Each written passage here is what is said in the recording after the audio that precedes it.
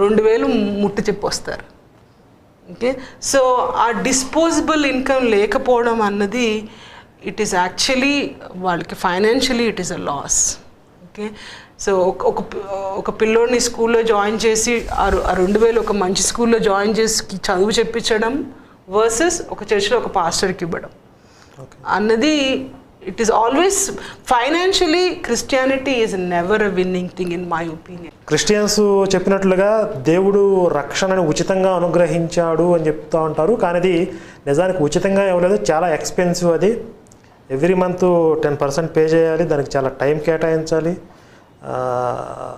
సామాజికంగా కొన్ని సంబంధాలను కూడా మనం వదులుకోవాల్సి వస్తుంది, బంధుత్వాల్లో, స్నేహితుల్లో, ఇట్లాంటి ప్రాబ్లమ్స్ అన్నీ ఉంటాయి. అది కాబట్టి అది ఉచితంగా వచ్చిన రక్షణ కాదు. అది రక్షణ నిజంగా రక్షణ అది లాజికల్గా ఉందా లేదా, విశ్వాసం కరెక్టా కాదన్నది అది